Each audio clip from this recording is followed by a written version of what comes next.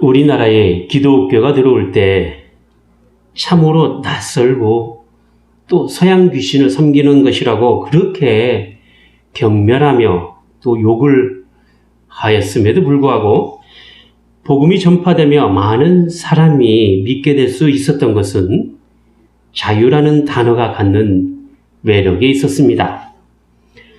당시 구한말 시대에는 여전히 신분에 의한 차별과 남녀에 대한 차별이 존재하였기에 교회에서만큼은 신분과 성별에 대한 차별이 없어지고 누구라도 자유롭게 살아갈 수 있게 된 것입니다. 그리고 누구든지 배움의 기회가 찾아오게 된다는 것은 신앙을 갖게 되는 중요한 접촉점이 될 수 있었던 것입니다. 더구나 현실의 고통과 어려움 속에서 천국에 대한 소망을 갖다는 것은 우리의 삶이 그냥 이 땅에 주어진 삶만 있는 것이 아니라 큰 하늘나라의 위로를 갖게 되었다라는 것에 있습니다. 이렇게 신앙을 통해서 누릴 수 있는 자유는 사회 전반에 걸쳐서 복리를 향상하고 또 교육을 발전시켜서 보다 나은 생활을 누릴 수 있게 하는 기틀을 마련하였던 것입니다. 이것은 기독교가 사회개혁에 앞장서서 일할 수 있는 좋은 기회가 될 수 있었던 것이지요. 성경에서 이야기하고 있는 자유란 크게 두 가지의 자유를 이야기하고 있습니다. 하나는 죄로부터의 자유고요. 또 다른 하나는 율법으로부터의 자유입니다. 죄로부터의 자유는 무엇입니까? 그것은 기독교 신앙의 중요한 그 신앙의 원리인 죄에서 벗어나 구원에 이르는 자유를 말하는 것이 되는 것이고요. 율법으로부터의 자유는 우리의 구원이 행함에 의한 것이 아니라 믿음으로 말미암아 나타난 사실을 말하고자 함에 있는 것입니다. 그리고 이러한 자유는 내가 얻고자 해서 얻어지는 것이 아니라는 것이지요. 갈라디아서 5장 13절 말씀을 보면 형제들아 너희가 자유를 위하여 부르심을 입었으나 하시면서 우리가 신앙 안에서 누릴 수 있는 자유는 하나님의 부르심에 따라 주어진 자유가 되는 것입니다. 따라서 우리는 하나님의 부르심에 따라 죄에서 벗어나 오직 하나님을 믿는 믿음 안에서 자유를 누릴 수 있게 되는 것이지요. 하지만 성경에 보면 우리가 신앙 안에서 누릴 수 있는 자유를 어떻게 사용해야 할 것인가에 대하여 육체의 기회로 삼지 말고 사랑으로 할 것을 말씀하고 있습니다. 하나님의 부르심은 분명 우리의 자유를 위한 부르심입니다. 그러나 그 자유를 육체의 기회로 삼지 말라고 하셨던 것이지요. 오히려 사랑으로 서로 종노릇하는 자리까지 가라고 말씀하고 있는 것입니다. 이것이 오늘 말씀 12절에 나와 있는 의미와 같다 할 것입니다. 12절 말씀을 보시겠습니다. 모든 것이 내게 가하나 다 유익한 것이 아니요 모든 것이 내게 가하나 내가 아무에게든지 제재를 받지 아니하리라 했습니다. 자유는 분명 얽매이는 것으로부터의 벗어남이기 때문에 자신을 얽매는 모든 것에서 종노릇하지는 않지만 그 자유가 무엇이든지 아무렇게나 할 수 있는 자유가 있다는 것을 말하고자 함에 있는 것이 아니라는 것이지요. 하나님께서 주시는 자유는 악용하기 위하여 주신 것이 절대 아닙니다. 그러나 사실 고린도 교회 안에는 자유를 오해하여 무절제와 무질서가 판을 치는 문제가 발생하게 되었습니다. 율법으로부터의 자유가 더 이상 율법을 지키지 않아도 된다는 식의 논리가 되었던 것이지요. 이런 교회 안에서의 사고방식은 급기야 방종의 생활을 하는 사람이 생기게 되었는데 이것이 우상의 제물을 먹는 문제나 또 성찬의 문제 그리고 은사를 사용하는 문제로 발생하게 된 것뿐만 아니라 오늘 본문에서 사도 바울이 지적하고 있는 음행의 문제까지 나가게 된 것입니다. 자신이 가진 자유를 육체를 위해서 사용한 것이죠. 예수를 믿으면 구원을 얻는다. 이런 논리가 마치 믿음으로 영혼은 구원을 얻었으니 이제 육체는 마음껏 사용해도 된다라는 식으로 생각했던 것입니다. 이런 반율법주의적이고 영지주의적인 생각이 교회 안에 두루 퍼져서 거룩해야 할 교회가 오히려 세상보다 더 더럽고 추악한 모습을 보이게 된 것입니다. 성도가 누릴 수 있는 자유라는 것이 율법에서 벗어난 자유로 보장되어 있다 하더라도 그것이 모든 것에서 유익하다는 것을 이야기하고 있지는 않습니다. 일반적으로 우리가 말하는 자유라는 것이 양심의 자유라고 말하면서 내 마음대로의 자유를 자꾸 언급합니다. 자기 마음대로의 자유는 사실상 타락한 인간들이 가진 오염된 자유입니다. 그런 점에서 볼 때 그리스도인이 가지는 양심의 자유라는 것은 인간의 판단에 따라 마음대로 할 수 있는 그런 자유가 아니라 오히려 하나님을 자유롭게 섬길 수 있는 그 신앙의 자유를 말하고 있는 것입니다. 즉 신앙 양심의 자유로서 신앙과 예배에 대하여 성경을 위반하거나 또 이탈한 인간적 교훈이나 명령을 받지 않고 속박받지 않는 판단의 자유를 말하고 있는 것입니다. 따라서 우리가 자유를 이야기할 때는 반드시 하나님의 형상에 따라 지음을 받은 인격적인 존재라는 사실을 늘 생각해야 합니다. 그래서 자유는 인격을 동반하게 되는 것이지요. 진정한 자유는 그리스도의 인격과 품성을 발휘하는 것으로부터 나오게 됩니다. 그리고 그것은 진리 안에 있을 때 가능하게 되는 것입니다. 요한복음 8장 32절에 보면 진리를 알지니 진리가 너희를 자유케 하리라. 이런 주님의 말씀은 우리가 누려야 될 그 자유의 정당성을 진리 안에서 찾을 수 있음을 말씀하고 계신 것입니다. 자, 그러면 우리가 가져야 될 그 진리가 과연 무엇입니까? 그것은 바로 구원에 이르는 지혜가 있는 하나님의 말씀 아니겠습니까? 디모데후서 3장 16절에 보면 하나님의 말씀인 성경에 대해서 이렇게 표현을 하고 있습니다. 모든 성경은 하나님의 감동으로 된 것으로 교훈과 책망과 바르게 함과 의로 교육하기에 유익하니 이는 하나님의 사람으로 온전케 하며 모든 선한 일을 행하기에 온전케 하려 함이니라 하였습니다. 즉 우리가 자유를 누린다라고 말하는 것은 하나님의 진리가 되는 말씀에 따라 교훈을 받아서 온전한 하나님의 사람으로 살아감에 있는 것입니다. 그러므로 하나님의 사람은 자신에게 허락된 자유를 자기의 유익을 위하여 사용하지 않고 모든 선한 일을 위하여 사용할 줄 알아야 합니다. 하나님께서 우리의 자유를 위하여 부르셨다라고 하는 것은 세상과는 분명하게 다른 신앙의 인격과 품성 발휘를 위하여 살아가도록 함에 있는 것입니다. 보세요. 하나님께서 구약 이스라엘을 애굽으로부터 구원하신 이유가 무엇입니까? 그것은 바로 그들이 애굽의 억압에서 벗어나 온전히 하나님만을 자유롭게 섬길 수 있도록 함에 있는 것 아니겠습니까?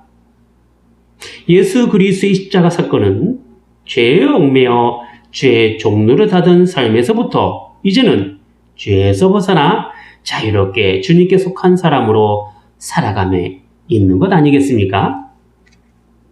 우리가 경험해야 할 구원의 삶이란 이렇게 죄에서 벗어나 하나님께서 주신 그 풍성한 신앙의 자유를 하나님의 말씀으로 누리는 것에 있다라는 것이죠.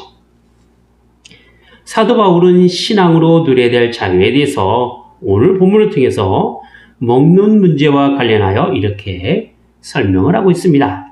13절 말씀을 보시겠습니다.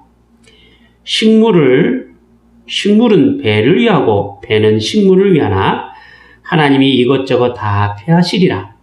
몸은 음란을 위하지 않고 오직 주를 위하며 주는 몸을 위하시느니라 했습니다.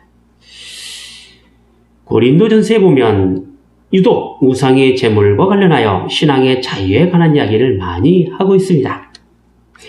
그것은 당시 고린도란 도시가 이방신을 섬기는 도시였기 때문에 시장에서 나오는 음식은 우상에게 바치고 나온 것이 대부분이었습니다. 즉 우상을 섬기는 제단에 가져다 바친 물건으로 시장으로 내다 팔 수 있었던 것이지요. 이런 상황은 기독교인에게 있어서 참으로 난감한 문제였습니다. 왜냐하면 우상의 제물을 먹지 말라는 율법에 따른다면 시장에 나오는 물건을 사면 안 되기 때문입니다. 먹고 살기 위하여 시장에 가야만 하는데 먹을 만한 물건이 없었던 것이죠. 먹고 사는 문제에 대해서 충분히 고민할 만한 사항이었던 것입니다. 사도 바울은 이러한 상황에서 식물은 배를 위하고 배는 식물을 위한다는 논리를 가지고 먹는 것에 구애받지 말아야 할 것을 설명하고 있는 것입니다. 우상제물을 먹는다고 해서 특별하게 몸에 해가 되는 것이 아니다라는 것이지요. 살아가는 데 필요한 몸의 영양식을 먹는 것은 자신에게 일용할 양식이 되는 문제 앞에서는 결코 나쁜 게 아니다라는 것입니다. 사도행전 10장에 보면 주님께서 베드로에게 환상을 통해서 보여준 보자기 환상의 사건이 나옵니다. 그런데 그 보자기 환상은 결론적으로 보면 이방인에게 향한 복음의 전파의 의미를 담고 있지만 1차적으로 볼 때 속되고 깨끗하지 못하여 먹지 않고 있는 음식조차도 이제는 다 취할 수 있다라는 사실을 보여주고 있는 것 아니겠습니까? 먹기 위하여 사느냐, 살기 위하여 먹느냐, 이 문제는 그것이 우선순위가 어디 있든지 간에 자신이 살아가는 문제에 있어서 먹는다는 것이 중요하게 차지하고 있음이 분명하다라는 것입니다. 왜냐하면 먹는 문제는 자신의 생명의 문제와 직접적으로 연결이 되어 있기 때문에 그렇지요. 하지만 결국 먹는 문제도 인간이 살아감에 있어서 하나님 나라가 도래할 할 마지막 때가 되면 궁극적으로 영향을 그 먹는 문제가 끼칠 수 없다라는 것입니다. 하나님께서는 분명 때가 되면 이것저것 다 없애신다고 말씀하셨습니다. 그래서 하나님 나라는 먹는 것과 마시는 것에 있는 것이 아니다 라고 말씀하셨던 것이지요. 하나님께서는 마지막 때 택한 백성들과 함께 영원히 하나님 나라에서 살아가도록 하십니다. 물론 우리가 이 땅에 살아가면서 먹어야 할 그 식물은 이 땅에 존재하는 동안에 배를 위하게 되며 거기에 얽매여 살아가게 될 것입니다. 그래서 무엇을 먹을까, 무엇을 마실까 염려하게 될 것입니다. 잘 먹고 잘 사는 문제가 늘 우리 앞에 놓여 있는 것이죠. 하지만 하나님의 구원 계획 속에는 이런 식물이라는 것이 하나님의 영원한 나라와 하나님의 구원의 어떤 궁극적인 영향력을 끼칠 수 없게 된다는 것입니다. 그래서 먹는 문제, 특별히 우상 제물과 관련하여 성도들은 그 먹는 문제에 자유할 필요성이 있게 된다는 것이죠. 그러나 자유할 수 없는 큰 문제가 교회 안에 있습니다. 그것은 바로 음행과 관련된 일이죠. 음행과 관련된 죄의 문제는 교회에 심각한 영향력을 끼치고 있기 때문에 식물과 관련하여 우상제물을 자유롭게 먹어도 된다는 식으로 이야기하면서도 음행은 강력하게 금지하고 있는 것입니다. 왜냐하면 우리의 몸이란 음란을 위한 것이 아니기 때문에 그렇죠. 사도 바울은 본문을 통해서 우리의 몸이란 개인적인 욕망을 채우기 위해서 존재하는 것이 아니라 오직 주를 위하여 존재하는 것이기 때문에 개인적인 욕구를 채우기 위한 수단으로 사용하지 말 것을 말씀하고 있는 것입니다. 하나님께 속한 사람의 몸은 하나님의 영광을 위하여 사용되어야 하기에 성도의 몸의 가치는 오직 하나님에 의하여 결정지게 되는 것입니다. 따라서 몸에 무엇을 거치고 다니느냐, 그것이 그 사람의 가치를 높여주는 것이 아니고 비싼 음식을 먹는 것으로 또 그 사람의 가치가 높아지는 것이 아니라는 것입니다. 타락한 인간의 몸은 자신의 정욕에 따라 영원히 사용될 것처럼 열심을 내보겠지만 그렇다 하더라도 결국 그것은 썩어 없어질 존재가 됩니다. 그러므로 잠시 지나갈 이 땅의 인생과 함께 썩어질 육신의 목숨을 거는 것처럼 정말 어리석은 일이 없다라는 것이죠. 그렇기 때문에 우리에게 영원한 생명을 허락하시고 이제는 죽을 인생이 아니라 산 인생으로 살아가게 하신 그 신앙의 삶이라는 것은 썩어 없어질 육신에 따라 살아가는 것이 아니라 영원한 하나님 나라를 소망하며 결국 부활의 생명으로 살아갈 인생이 되어야 한다라는 것입니다. 바로 하나님의 소망, 즉 하늘의 소망을 바라보며 성령 안에서 의와 평강과 희락 가운데 살아가는 그 인생이야말로 믿음으로 살아가는 성도들에게 있어서 가장 가치 있는 삶이 된다라는 것입니다. 하나님께서 택하신 자녀들에게 허락된 몸은 이 땅에 썩어질 것으로 끝나는 육체가 아니라 결국 거룩하게 변화될 부활의 몸이 됩니다. 그래서 이 땅에서 우리가 믿음으로 살아가야 할 삶이란 단지 썩어 없어질 것이 아니라 하나님 나라의 소망에 따라 영원에 잇대어 살아가는 삶이 되는 것이죠. 여러분, 육체의 정욕은 죄로 인하여 타락한 본성에 따라서 나타납니다. 하지만 하나님께서 우리에게 육신을 주신 것은 그런 정욕에 따라 살아가라고 주신 것이 아니라 오직 주님을 위하여 살아가라고 주신 것입니다. 물론 주님께서는 우리 육신이 주님 안에서 건강하게 살아갈 수 있도록 유하고 계십니다. 세상은 세상의 가치에 따라 육신을 쫓아 살아가지만 성도는 주님을 위한 삶으로 살아가는 것입니다. 이것이 우리가 육신을 입고 살아가는 신앙의 올바른 모습이 되는 것입니다.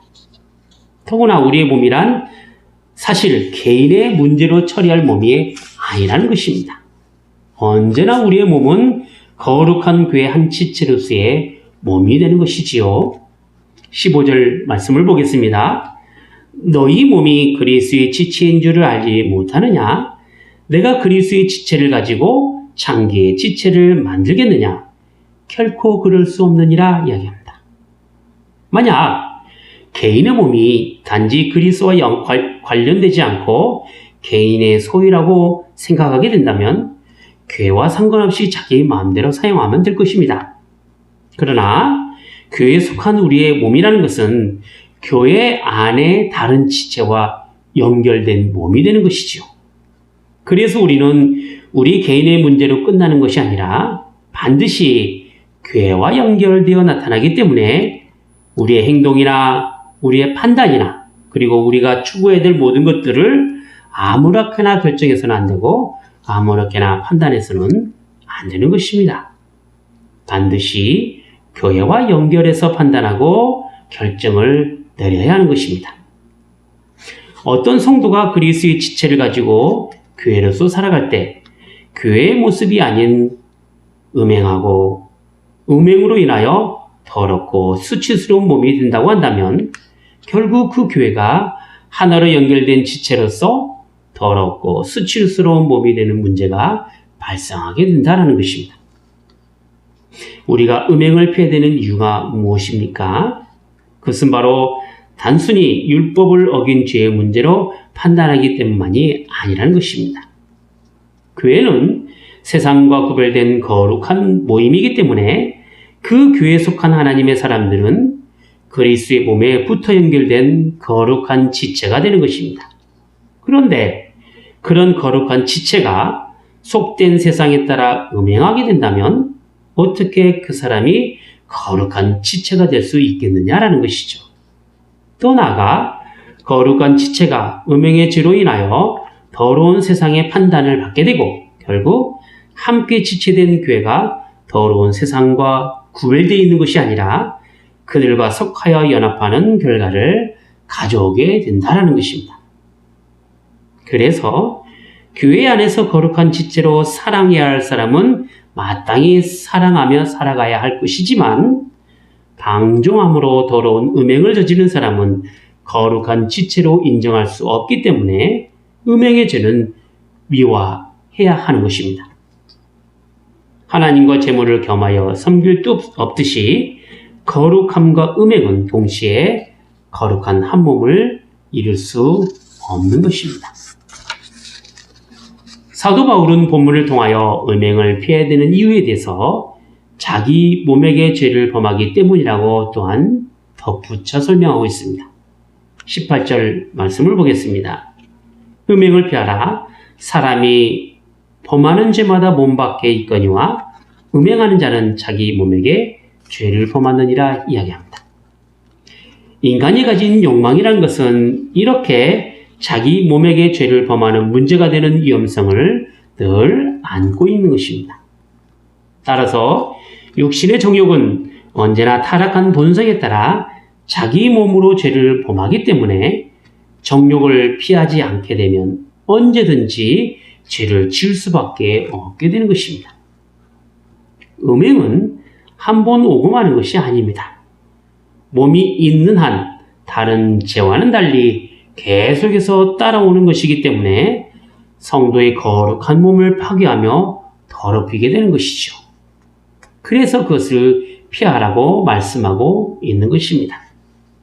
그리고 사도 바울은 계속해서 우리의 몸이 성령의 전이고 값으로 산 것이 되었으니 우리 몸을 음행으로 더럽히지 말고 하나님께 영광을 돌리라고 말씀하고 있는 것입니다. 하나님께서 우리를 값주고 사셨다라고 하는 말은 우리는 더 이상 우리 개인의 것이 아니라 하나님의 것이다라는 그 이야기가 됩니다. 하나님께서는 우리를 당신의 소유로 삼기 위하여 예수 그리스도의 피로 단번에 우리를 사신 바 되었습니다. 그리고 우리를 교회의 지체로 두시고 성령의 전이 되게 하신 것이죠. 그러면 왜 하나님께서 우리를 예수 그리스도의 피로 사셨습니까?